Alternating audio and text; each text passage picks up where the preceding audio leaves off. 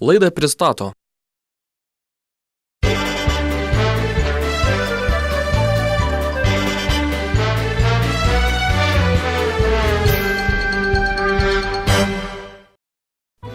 Auksinė mintis. Kai aš gimiau, buvau toks nustebęs, kad 1,5 metų nekalbėjau. Plačiau miestelio naujienas aptars Politikių klubas. Sveika, kolegė. Ar girdėjote tokį posakį, kad savame krašte pranašu nebūsi? Anu, kaipgi liaudies išminties perliukų aš girdėjęs nemažai, žinoma, šito girdėjau. Tai va, taip atsitiko ir su biržais. O kasgi anims nutyka? Taigi va, juos pati Amerika atrado.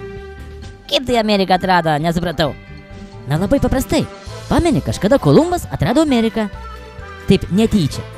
Nu tai žinoma, ką? Tai va, dabar ta pati Amerika atrado biržus. Nu man prašom biškiai aiškiau, nieko nesuprantu. Taigi va, pasakoju nuo pradžių. Nuo seno biržai garsėjo savo aludariais. Nu jo, taip, taigi ir Kupiškėnai aludarių kroštas, kaip tai sako, ir aš tai buvau alumidų gėrių per barzdą varvėję, nieko burno neturėjau, net va, pasakos kaip taip gražiai baigdavosi apie olų. Taigi va, bet valdžia visada yra gudresnė už žmonės. Nesupratau, kaip tai, nu kad tokia valdžia gudresnė už žmonės. Ilgus metus biržiečiai gyrėsi aludariais. Tūkstančiai žmonių pravažiuoja ekskursiją alaus keliu per biržus, o valdžia nusprendė, kad čia niekai ir uždraudė mieste organizuoti alaus šventes.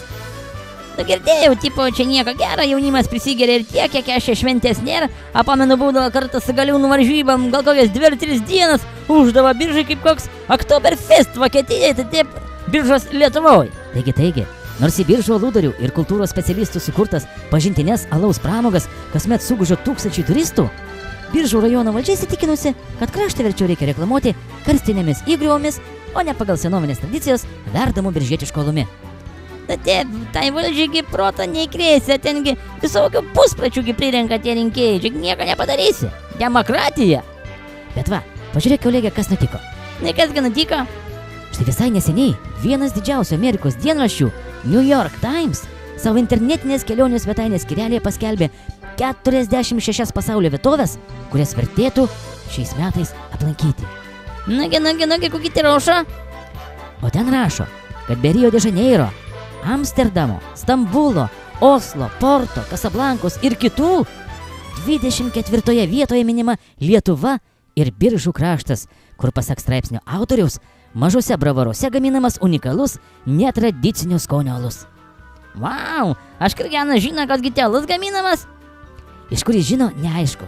Bet va, labai malonu ir lietuviams, ir biržiečiams, kad apskritai kažkas žino. Apie biržiečių alų žino kažnas lietuvys. Bet kuriam krašte pasakyk, kad esi iš Biržų, iškart pasakys, kad Biržų alaus kraštas. Net nesispaurink su man. Na taip, kolegė, jūs teisi.